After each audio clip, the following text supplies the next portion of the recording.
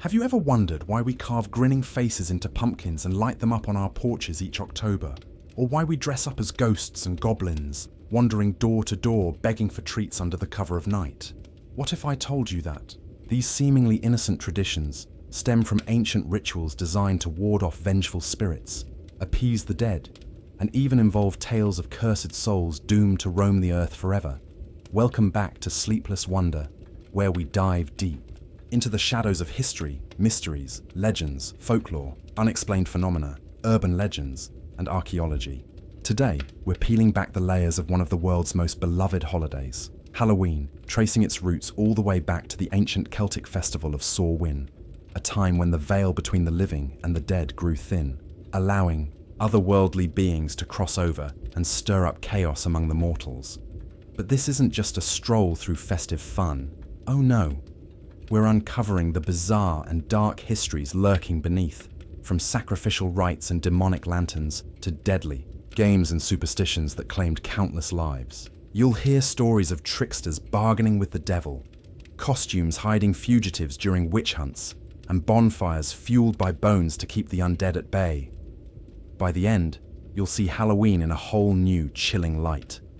If you're new, here, welcome, and if you're a returning viewer, thank you so much for tuning in again. I truly appreciate each and every one of you for joining me on these journeys into the unknown. Tell me in the comments below, what topics are you most interested in? Is it history's forgotten secrets, eerie folklore, or perhaps ancient archaeological enigmas? I'd love to hear your suggestions for future videos, so drop them in the comments if there's a topic you'd like to see covered. And if you enjoy this deep dive into Halloween's dark side, please give this video a like. It really helps the channel grow. Don't forget to subscribe and hit that notification bell so you never miss an upload.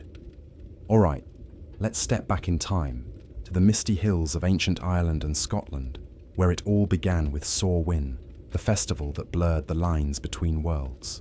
From the flickering glow of jack-o'-lanterns warding off wandering souls, it's only a natural leap to the disguises we don each Halloween, those elaborate costumes that transform us into monsters, heroes, or anything in between. But have you ever stopped to consider why we hide our true selves behind masks and makeup on this particular night? It's not just for the fun of it, though that's a big part of the modern appeal.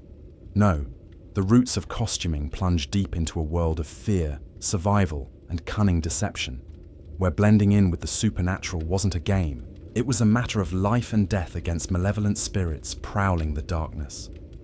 Let's rewind to those ancient Celtic times we touched on earlier, during Samhain, when the veil thinned and the dead mingled with the living.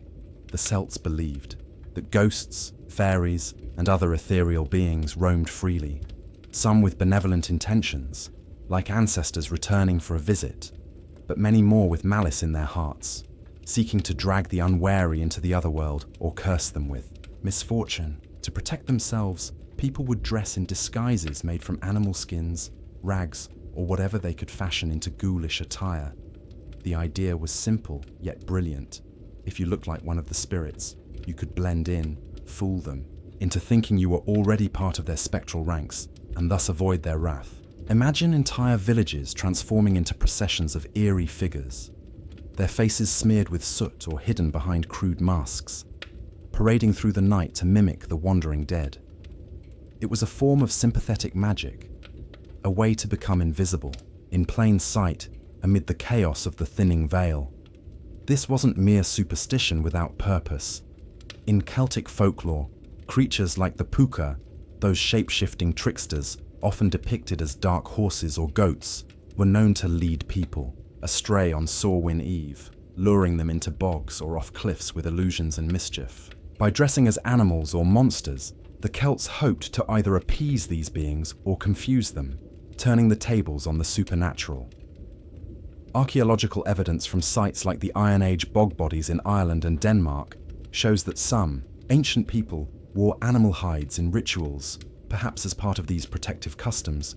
Their preserved remains, often found with signs of violent death, hint at sacrificial elements tied to appeasing the gods or spirits, where disguises might have played a role in selecting or preparing victims. It's chilling to think that what we now do for laughs once carried the weight of existential dread. a desperate bid to outwit forces beyond human control. As centuries passed and Christianity wove its way into these pagan threads, the traditions evolved, blending with medieval practices that added even more layers of darkness. Enter the customs of mumming and guising, which emerged in the Middle Ages across Britain, Ireland, and parts of Europe. Mumming involved groups of people, often the poor or young men, dressing in outlandish costumes and masks to perform plays, or dances door to door, especially around holidays like All Saints' Day. But guising, a Scottish and Irish term, took it a step further. Children and adults would disguise themselves as saints, angels, or devils, going from house to house begging for food, coins, or ale in exchange for prayers or songs. If denied, there might be threats of mischief, a precursor to the trick part of trick or treating we'll explore soon. These disguises weren't always playful. They hid identities in a time when social hierarchies were strict, allowing the lower classes to invert norms and poke fun at the wealthy without repercussion. But the history turns truly sinister when we consider the role of costumes in the era of witch hunts. From the 15th to the 18th centuries, Europe was gripped by paranoia over witchcraft, leading to tens of thousands of executions, often by burning or hanging. Masks and disguises played a dual role here. On one hand, accusers and executioners sometimes wore hoods or masks to conceal their identities, protecting themselves from retaliation by the families of the condemned or from supposed curses cast by the witches. On the other, those accused of witchcraft were said to use disguises in their Sabbaths, gatherings where they allegedly shapeshifted or wore animal masks to commune with the devil. Folklore from this period, like the accounts in the Malleus Maleficarum, that infamous witch-hunting manual from 1486, described witches donning cat or goat costumes to perform black magic, fueling the hysteria that led to real persecutions. In places like Salem during the 1692 trials, witnesses claimed to see spectral forms in disguises tormenting victims, blurring the line between Halloween folklore and courtroom terror. Costumes, in this context, became symbols of deception and danger, tools for both the hunters and the hunted to navigate a world gone mad with fear. Even more bizarre are the links to historical plagues, where disguises took on a life-saving urgency during the Black Death in the 14th century, which killed millions across Europe. People desperate to avoid the grasp of the plague turned to all sorts of protective measures, including wearing masks filled with herbs to ward off the miasma they believed caused the disease. The iconic plague doctor costume, with its bird-like beak mask and long cloak, emerged from this era. A real-life disguise meant to mimic death itself while protecting the wearer. Though not directly tied to Halloween, these customs influenced later folklore, as All Hallows' Eve traditions absorbed elements of plague-era superstitions. In some regions, people dressed as death or skeletons on Halloween to mock the Reaper, a psychological defense against the ever-present threat of mortality that the Black Death had seared into cultural memory. Victorian-era accounts, like those in Charles Dickens' writings or folklore collections, describe Halloween masquerades where guests wore plague-inspired costumes, adding a macabre twist to parlor games that echoed the Celtic fear of wandering spirits. Fast forward to the modern evolutions, and we see how these dark origins have morphed into the billion-dollar industry of Halloween costumes we know today. Immigrants bringing Celtic and European traditions to America in the 19th century adapted them to new contexts, blending with Native American harvest festivals and African American folklore in some southern states. But the bizarre undercurrents persist. Think of the urban legends around killer clowns or masked intruders that spike every October, tapping into that primal fear of hidden identities.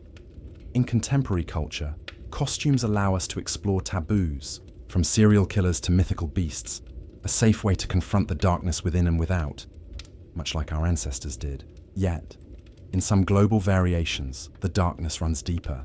In Mexico's Dia de los Muertos, which overlaps with Halloween, elaborate skull makeup and costumes honor the dead in a vibrant celebration, but rooted in Aztec rituals involving human skins worn to appease gods of death. Similarly, in Japan's Obon festival, with its lantern-lit dances, disguises echo ancestral spirits, blending joy with eerie reverence. What started as a Celtic survival tactic against malevolent forces has ballooned into a worldwide phenomenon, revealing humanity's enduring need to mask our vulnerabilities, whether from spirits, society, or our own mortality.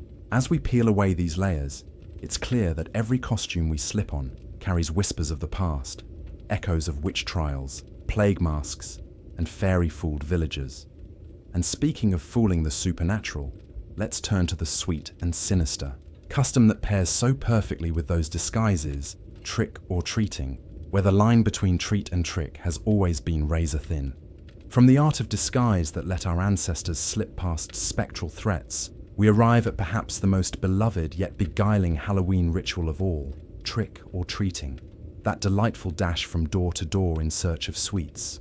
But beneath, the candy-coated surface lies a history as twisted as a witch's broom, rooted in medieval begging, veiled threats, and even acts of vandalism that sometimes spiraled into tragedy. It's a custom that started as a solemn exchange with the dead and evolved into a chaotic American tradition, laced with real dangers and chilling urban legends that still make parents pause before letting their kids dig into that hole.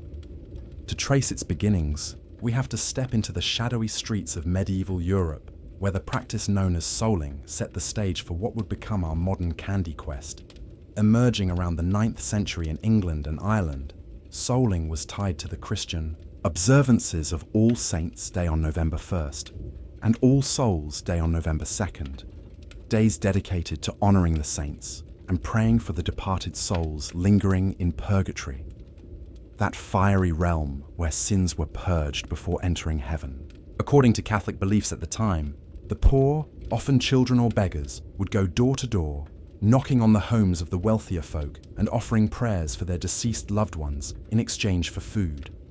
Specifically small spiced buns called soul cakes, marked with a cross. To symbolize their sacred purpose, these cakes were baked with ingredients like currants or raisins, and receiving one was seen as a way to speed a soul's journey out of purgatory. Each cake eaten or given away represented a prayer fulfilled, easing the torment of the dead. But this wasn't just charity. It carried a deeper, almost eerie undertone, as the soulers would sing mournful rhymes like, "Soul, soul, for a soul cake. Pray you, good mistress, a soul cake, an apple, a pear, a plum or a cherry, any good thing to make us merry. 1 for Peter, 2 for Paul, 3 for him who made us all." These chants echoed through the foggy nights, blending remembrance with a subtle demand. If the household refused, the soulers might invoke a mild curse, or simply move on. But the act itself was a bridge between the living and the dead, a ritualistic bargain that mirrored the Celtic Samhain beliefs in appeasing wandering spirits with offerings. Historical records from the Middle Ages, like those in church ledgers or folklorist collections, show how widespread this was, especially in rural areas where poverty was rife and the line between superstition and religion blurred. By the time of the Reformation in the 16th century, Protestant reforms tried to stamp out these Catholic-tinged customs, viewing them as idolatrous, but they persisted in pockets of Ireland, Scotland, and England, morphing over time into something more playful, yet still shadowed by the macabre. Shifting north to Scotland and Ireland, we find guising, a tradition that added layers of performance and mischief to the mix, dating back to at least the 16th century, but likely influenced by those ancient Celtic disguises we discussed earlier.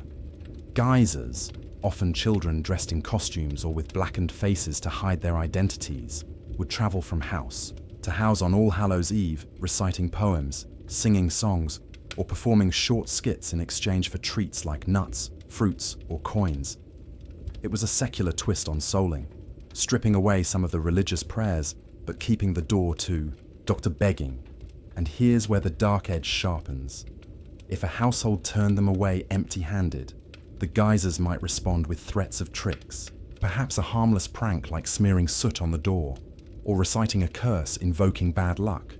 Folklore from the era, preserved in 19th century collections by scholars like Robert Chambers in his Book of Days, describes guisers as embodying spirits or fairies, their demands carrying an undercurrent of otherworldly retribution. much like the puka or banshees of Irish tales who could blight crops or sicken livestock if offended. This wasn't always innocent fun. In times of famine or hardship, such as the Irish potato famine in the 1840s, guising could border on desperate extortion, with disguised groups using the anonymity to pressure the better off, adding a sinister veil to the festivities. When waves of Irish and Scottish immigrants crossed the Atlantic in the 19th century, fleeing poverty and persecution, they brought these customs to America, where they simmered and transformed amid a melting pot of cultures. But the dark American chapter really unfolds in the late 1800s and early 1900s, as Halloween celebrations grew rowdier, especially in urban areas. What started as immigrant traditions clashed with a surge in vandalism and gang mischief on October 31st. Newspapers from the era, like those in the New York Times or Chicago Tribune, report Halloween nights plagued by pranks gone wild, youths tipping over outhouses, soaping windows, setting small fires, or even derailing streetcars in extreme cases. These weren't cute tricks. They often led to injuries or property damage, with some turning deadly, for instance. In 1904, a Halloween prank in Detroit involving a fake ghost scare caused a stampede that injured several people. And in the 1920s, reports emerged of gangs using the holiday as cover for more serious crimes like theft or assaults, hidden behind masks. To curb this chaos, communities began promoting organized alternatives, and by the 1920s, the phrase trick or treat started appearing in print.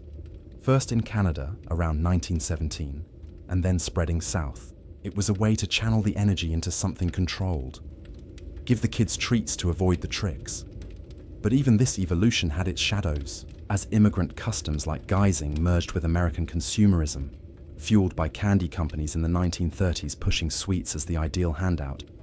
Yet the vandalism lingered in rural areas, where tricks could escalate to livestock theft or barn burnings. Historical accounts from the Great Depression era describe Halloween as a night of negotiated peace, with homeowners stocking up on treats to prevent their fences from being torn down or gates from being stolen, a far cry from today's candy bars and glow sticks.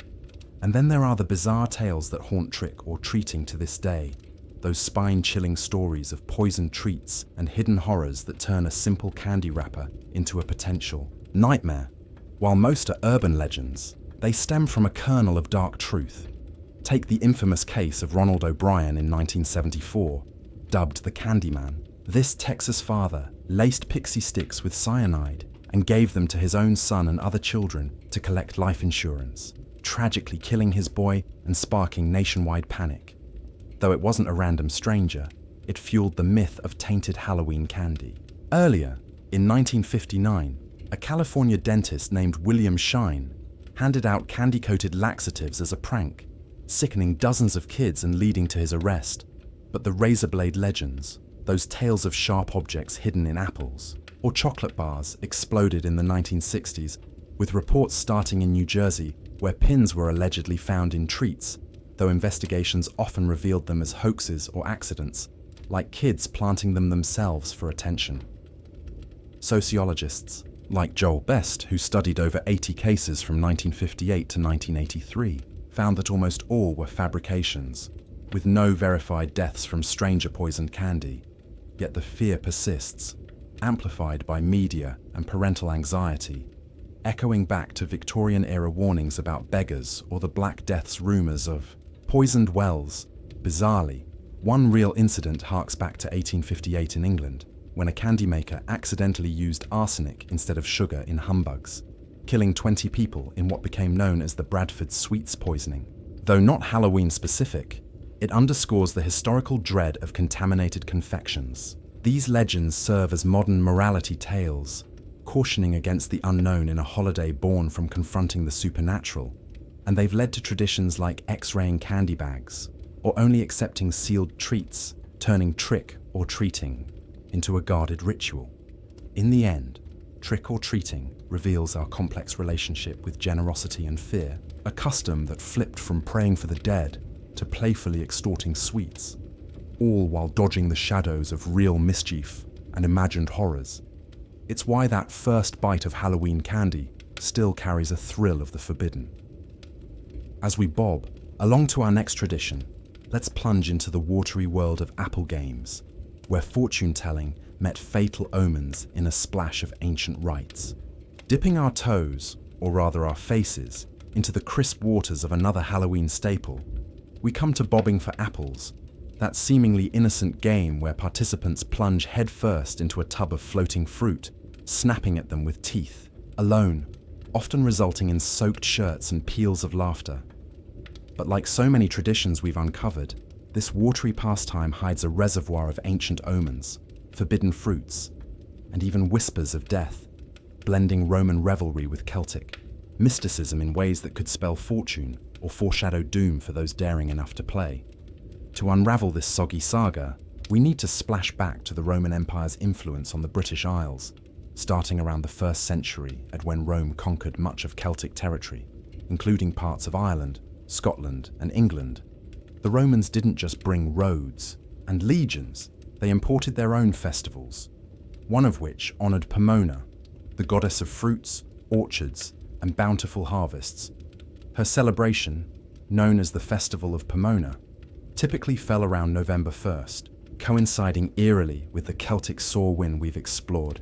Picture lavish banquets laden with apples, nuts, and grapes, where Romans paid tribute to this woodland deity through games, feasting, and rituals meant to ensure fertile fields in the coming year.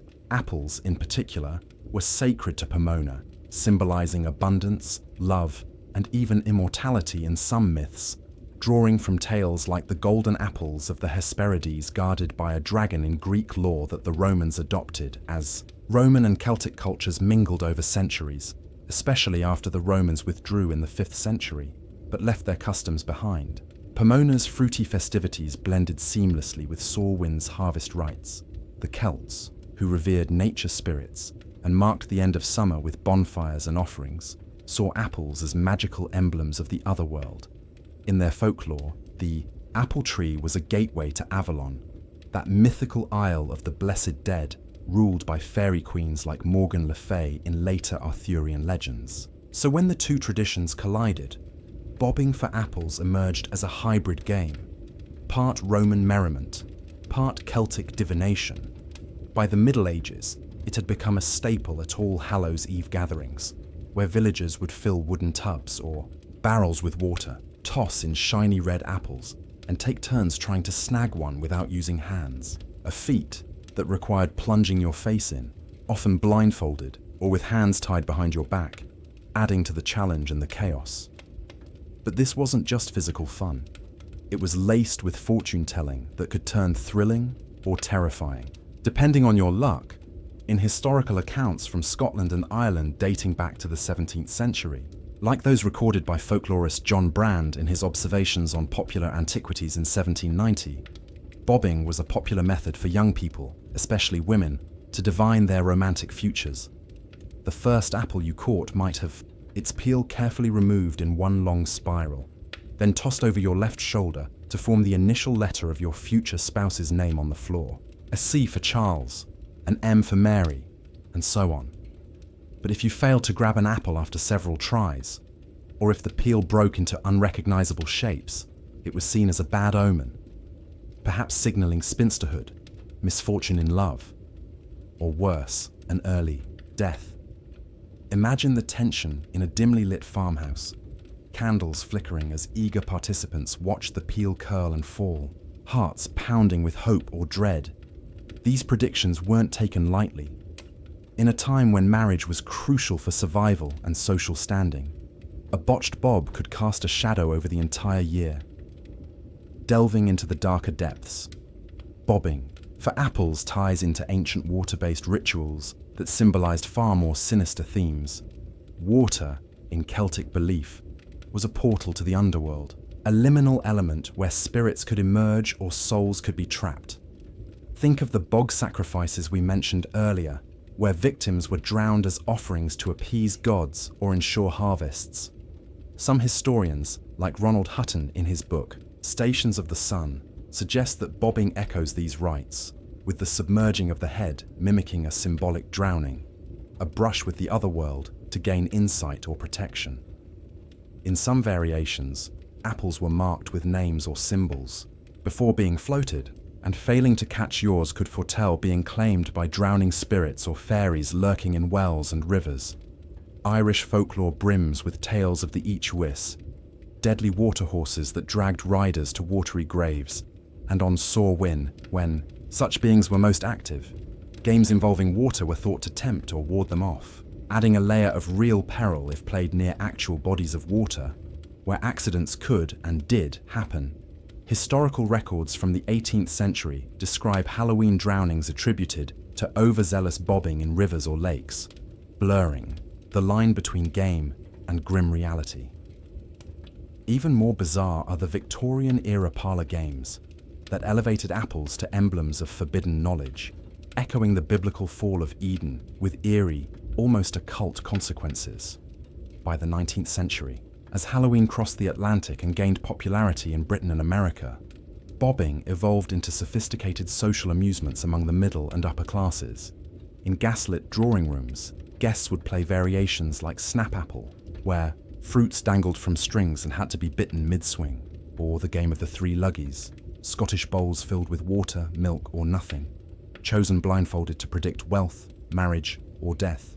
But apples specifically carried that Edenic weight, representing the fruit of knowledge that led to humanity's expulsion from paradise. In Christian overlaid folklore, biting into an apple during divination was akin to tasting temptation, and a sour or worm-ridden one could omen sin, betrayal, or downfall. Victorian literature, like stories in magazines such as Harper's Bazaar from the 1880s, describe Halloween parties where apples were used in mirror-gazing rituals, participants eating one while combing their hair at midnight to see their future husband, or a skull, if doomed to die unwed. These games often incorporated elements of mesmerism or early spiritualism, turning a simple fruit into a conduit for supernatural revelations, with reports of fainting spells or hysterical visions that some attributed to genuine hauntings. Archaeological insights add another ripple. Roman sites in Britain, like the baths at Aquae Sulis, now Bath, have yielded apple seeds and offerings to goddesses like Sulis Minerva, a blend of Celtic and Roman deities, suggesting fruit-based rites were common in harvest festivals. And in Celtic bog deposits, preserved apples have been found alongside human remains, hinting at sacrificial connections where the fruit symbolized renewal through death. Fast forward to America, where immigrants adapted the game with larger basins and prizes, but the omens lingered in rural folklore, especially among Appalachian communities with Scottish-Irish roots. Tales from the early 20th century speak of Halloween apple bobbings, where a dropped apple rolling under furniture foretold a family member's passing, or biting into one with a hidden coin meant unexpected wealth, but a pin instead signaled pain or betrayal. Today, bobbing for apples might seem quaint, relegated to school parties or fall festivals with hygienic concerns leading to variations like using tongs. But that underlying current of divination and danger persists, a reminder of how our ancestors used games to grapple with uncertainty, teasing fate in the face of the unknown. It's why even now, as water splashes and laughter rings out, there's a subtle thrill, as if the spirits are watching, waiting for someone to miss their bite. Speaking of watchful eyes and whiskers in the shadows, let's prowl into the realm of black cats, witches, and the superstitious slaughters that turned these sleek creatures into symbols of Halloween horror. Slipping from the watery depths of apple omens into the velvet shadows where felines lurk, we encounter one of Halloween's most enigmatic icons, the black cat, that sleek, emerald-eyed creature whose path crossing yours is said to bring ill fortune. But why do these independent animals, once revered in ancient cultures, now embody the spooky essence of October 31st, their arched backs and hissing forms synonymous with witches and woe? The answer slinks through centuries of superstition, slaughter, and shifting beliefs, revealing a dark tapestry where fear of the unknown led to unimaginable cruelty, all tied back to those ancient Samhain nights when the veil thinned and shifters prowled. Our journey into this feline folklore begins in the medieval era, roughly from the 5th to the 15th centuries, when Europe was steeped in Christian doctrine that often clashed with lingering pagan traditions. During this time, black cats became entangled with notions of witchcraft and Satan himself, an association that would prove deadly for countless animals. The church, eager to root out heresy and consolidate power, promoted the idea that cats, especially those with dark fur, were demonic familiars, supernatural companions that aided witches in their spells and sabbaths. This belief stemmed partly from earlier Celtic and Norse folklore, where cats were linked to goddesses like Freya, who rode a chariot pulled by felines, or the Irish cat. C. Mythical beings that could steal souls, but under Christian lens, these positive or neutral views twisted into something sinister, papal. Bulls like the Vox in Rama, issued by Pope Gregory IX in 1233, explicitly condemned black cats as incarnations of the devil, claiming they appeared at satanic rituals and whispered evil secrets to their human consorts. This demonization reached a fever pitch during the Black Plague, that devastating pandemic sweeping Europe from 1347 to 1351, claiming millions of lives in agonizing waves of fever and buboes. In their desperation, people sought scapegoats, and black cats, already tainted by church teachings, became prime targets. Folklore spread that these animals carried the disease or were witches in disguise, spreading it through curses, leading to mass killings where cats were hunted, drowned, or burned alive in public spectacles. Historical records from cities like London and Paris describe bonfires on St. John's Eve, a midsummer festival with pagan roots, where sacks of live cats were tossed into the flames as crowds cheered, believing it would ward off evil and plague. Ironically, this slaughter likely worsened the outbreak, as cats were natural predators of rats, the true carriers of the flea-borne bacteria, Yersinia pestis. Without feline hunters, rodent populations exploded, accelerating the spread. It's a tragic twist, how superstition not only claimed animal lives, but amplified human suffering, with estimates suggesting hundreds of thousands of cats perished across the continent during those dark years. Delving deeper into the folklore, black cats were portrayed as far more than mere pets. They were shapeshifters capable of 9 lives' worth of mischief. In Scottish tales, the Kite Sith, a large black cat with a white spot on its chest, was said to haunt the Highlands, stealing the souls of the unburied dead before they could reach heaven, especially on Samhain, when spirits roamed. Villagers would leave saucers of milk outside to appease it, lest it curse their homes with barren cows or sickly children. Irish legends spoke of cats as guardians of the otherworld, but black ones could cross the veil to spy or sabotage. Stories collected in the 19th century by folklorists like William Butler Yeats recount how a black cat entering a house uninvited foretold death, or how witches could transform into cats to sneak into cradles and suck the breath from infants, a motif echoing vampire-like soul-stealing that terrified rural communities. In Wales, the Cath Palog, a monstrous cat born from an enchanted pig, battled heroes in Arthurian myths, its black fur symbolizing chaos and the untamed wilds. These narratives weren't just stories, they influenced real behaviors, with people avoiding black cats or even killing them on sight to prevent supposed hexes, creating a cycle of fear that persisted for generations. The ties to Halloween tightened through the infamous witch trials that scorched Europe and America from the 15th to the 18th centuries, peaking in places like Scotland, Germany, and Salem, Massachusetts. During these hysterias, black cats were often exhibited in accusations, burned or hanged alongside the women and men condemned as witches. Trial records from the Scottish witch hunts, where over 1,500 people were executed between 1563 and 1736, describe cats as evidence of sorcery. One case, in 1649, involved a woman named Margaret Aitken, who confessed, likely under torture, that her black cat familiar helped her bewitch crops, leading to its destruction and her burning. At the stake, in Salem's 1692 trials, witnesses claimed to see spectral cats tormenting victims, their scratches and yowls proof of diabolical pacts. Even the Malleus Maleficarum, that witch-hunting guide from 1486, advised inquisitors to watch for cats in suspects' homes, as they could be the devil in disguise. These proceedings weren't isolated. They reflected a broader cultural panic where Halloween's precursor, All Hallows' Eve, became a night to vigil against such threats, with bonfires lit to purge evil, often including effigies of witches and their feline companions. Bizarrely, this Christian-fueled hatred clashed with earlier global variations of cat reverence, creating ritualistic abuses that highlight humanity's fickle relationship with these animals. In ancient Egypt, where cats were sacred to Bastet, the goddess of home, fertility, and protection, black cats especially were mummified and buried with honors, their killing punishable by death. But as Christianity spread via the Roman Empire, this worship was branded pagan idolatry, leading to early persecutions where Egyptian cat cults were suppressed and animals slaughtered to erase old gods. Fast forward to medieval times, and this clash intensified, with crusaders returning from the East bringing tales of Muslim reverence for cats, which Prophet Muhammad reportedly cherished, further stoking European suspicions that felines were tools of infidels or demons.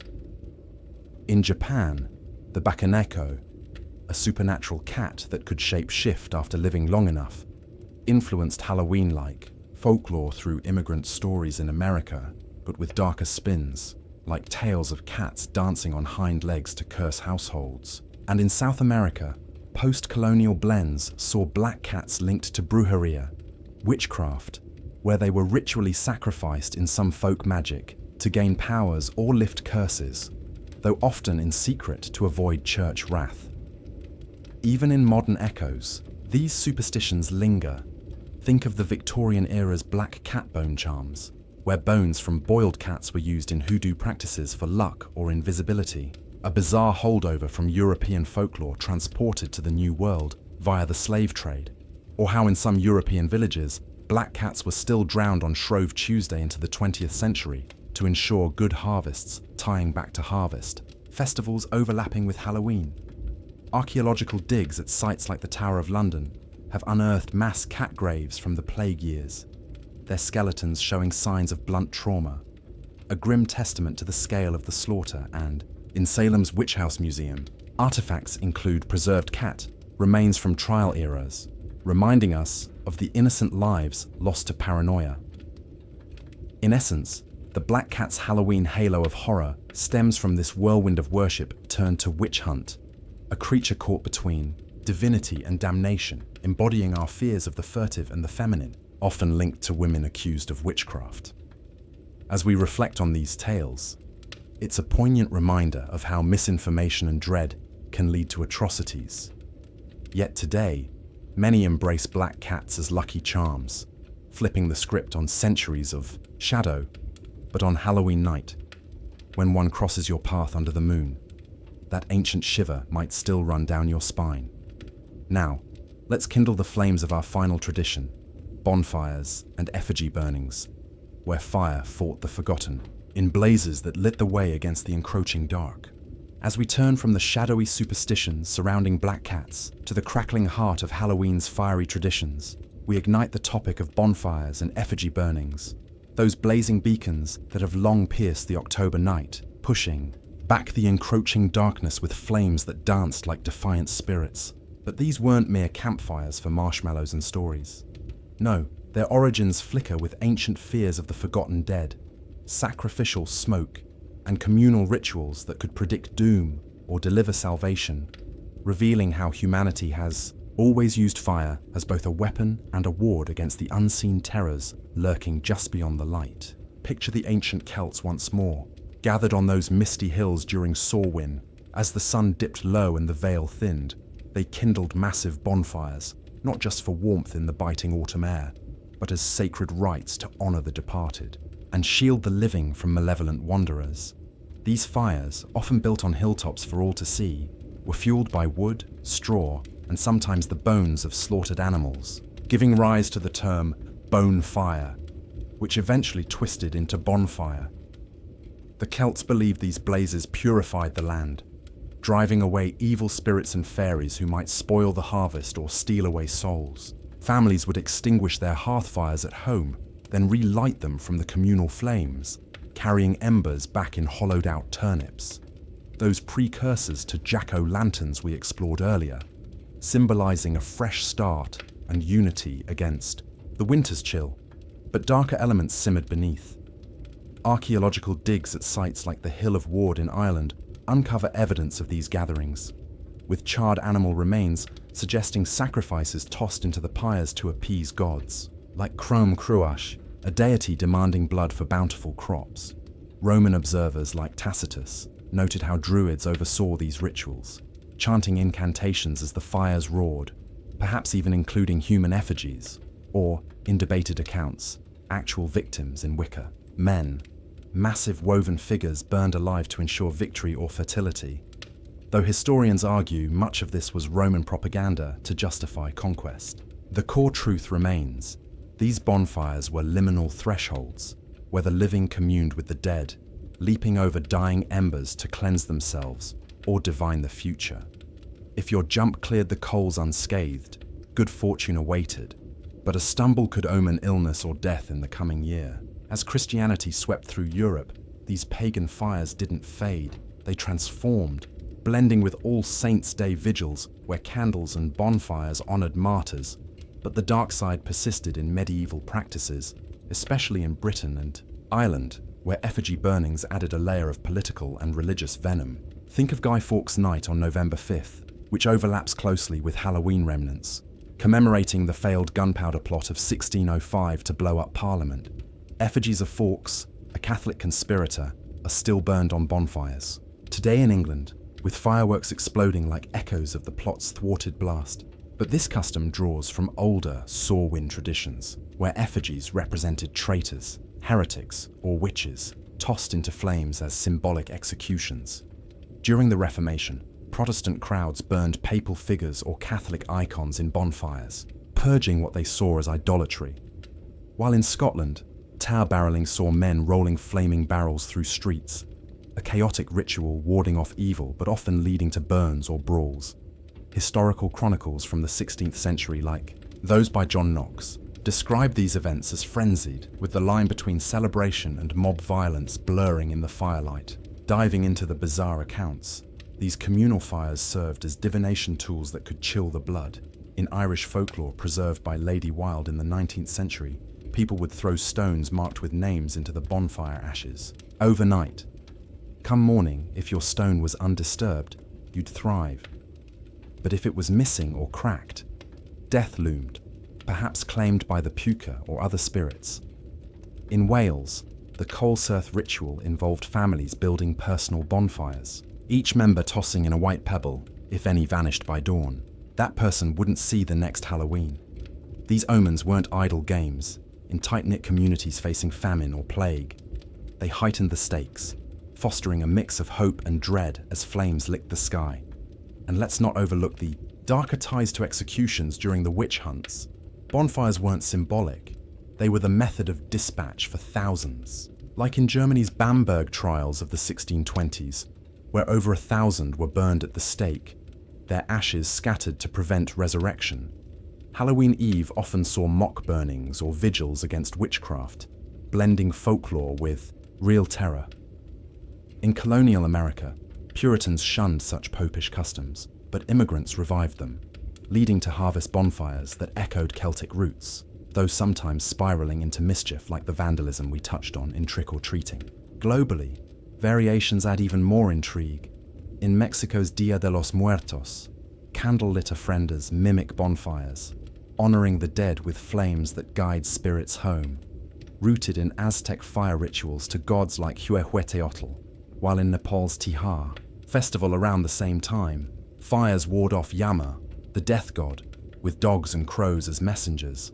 But back in Europe, Guy Fawkes effigies sometimes included modern twists, like burning figures of unpopular politicians, a bizarre evolution from ancient wards to social commentary, and in Scotland's Beltane Fire Festival, though in May, it mirrors Halloween's fire. Dances with performers leaping flames to symbolize renewal, but with undertones of fertility, rites involving symbolic sacrifices. Modern echoes flicker in haunted hayrides and backyard bonfires, where we gather for s'mores and scares. But that primal pull remains, the fire's warmth contrasting the night's cold. a reminder of our ancestors huddling against the unknown. These traditions, from bone-fueled blazes to effigy infernos, illuminate humanity's eternal battle with mortality, using light to conquer shadow, even as the embers whisper of those forgotten in the ashes. With our exploration of Halloween's fiery finale complete, let's gather our thoughts and wrap up this journey through the holiday's haunting heritage. As we've journeyed through the flickering flames of bonfires and the shadowy superstitions that shaped Halloween, it's time to step back and reflect on the tapestry we've unraveled, a rich weave of ancient fears, forgotten rituals, and the enduring human spirit that turns darkness into delight. From the Celtic mists of Samhain, where the veil between worlds whispered secrets of the dead, to the jack-o'-lanterns glowing like cursed souls on our modern porches, each tradition we've explored peels back layers of history to reveal something profound about us all. Our fascination with the macabre isn't just about scares and sweets. It's a mirror to our deepest instincts, that primal urge to confront mortality, to dance with the unknown, and to find light in the longest nights. Think about it. Those animal sacrifices and divination rites of old weren't mere barbarism. They were ways to make sense of a chaotic world, to bargain with forces beyond control. And today, when we carve pumpkins or bob for apples, we're echoing those same impulses, albeit wrapped in candy wrappers and costumes. It's why Halloween endures, evolving from blood-soaked altars to billion-dollar block parties, yet still carrying that chill of the other world. A reminder that beneath the fun lies a legacy of loss, lore, and the lingering presence of those who came before. Understanding this dark past doesn't dim the holiday's joy. Oh no, it enriches it, adding depth to every trick or treat, every flicker of flame, making us appreciate how we've transformed terror into triumph, how we've taken the bizarre and brutal and spun it into something that unites us in laughter and light. So as you gear up for your own Halloween haunts, whether it's a costume parade or a quiet night with spooky tales, remember the roots that run deep and let them add a little extra shiver to your celebrations. If you've enjoyed uncovering these hidden histories with me, please give this video a thumbs up. It helps spread the word to more curious minds like yours. And if you haven't already, hit that subscribe button and ring the bell so you never miss a dive into the shadows. Drop a comment below letting me know what fascinated you most about Halloween's dark side, or suggest a topic for a future video. Maybe more ancient festivals, unsolved mysteries, or legendary creatures that go bump in the night. Thank you so much for watching. Until next time, stay curious and keep wondering about the wonders that sleepless nights can reveal.